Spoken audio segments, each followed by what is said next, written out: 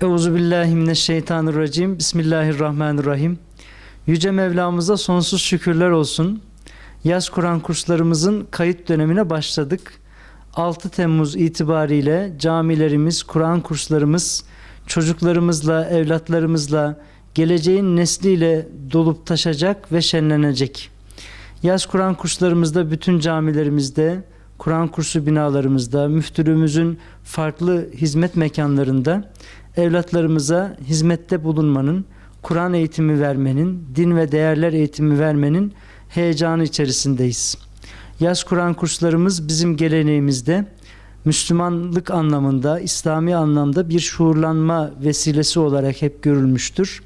Kışın okul süreçlerini devam ettiren yavrularımız yaz aylarında camimize giderler.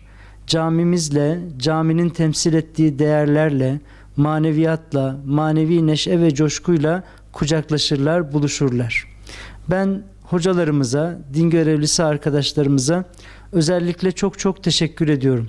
2025 yılında 86 bin evladımıza yaz Kur'an kursu hizmeti Gaziantep'te icra ettik, verdik. Hocalarımız, din görevlilerimiz, cami görevlilerimiz, Kur'an kursu hocalarımız son derece fedakarca evlatlarımıza faydalı olmanın gayreti içerisinde oluyorlar.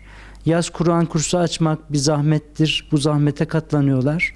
Cenab-ı Allah emeklerini zayi etmesin. Evlatlarımıza, nesillerimize en güzel şekilde faydalı olmayı nasip eylesin.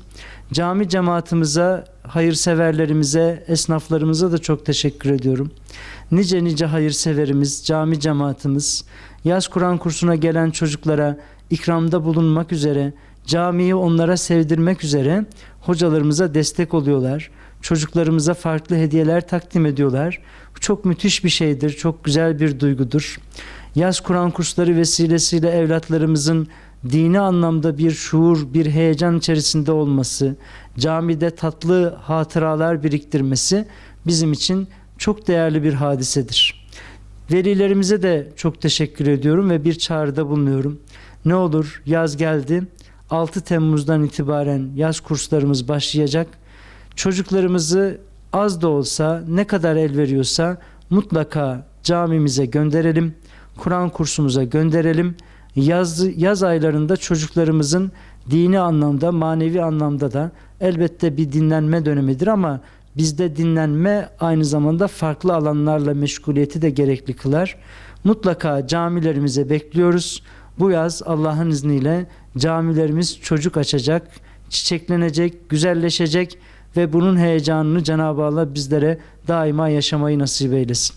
Yaz Kur'an kurslarımızı evlatlarımız için daha cazip hale getirme hususunda hocalarımız bir gayret ve çaba içerisindeler. Hem öğrenme hem de eğlenme söz konusu oluyor. Camide tatlı hatıralar biriktirmiş oluyorlar. Bu vesileyle müftülüğümüzce de il müftülüğümüz tarafından genel bir koordinasyon sağlanacak. Yaz Kur'an kurslarımızdaki yavrularımıza çeşitli etkinlikler, oyunlar, farklı aktiviteler yaptırmak üzere ekiplerimizi görevlendirdik. Gerekli onaylarımızı, izinlerimizi alıyoruz.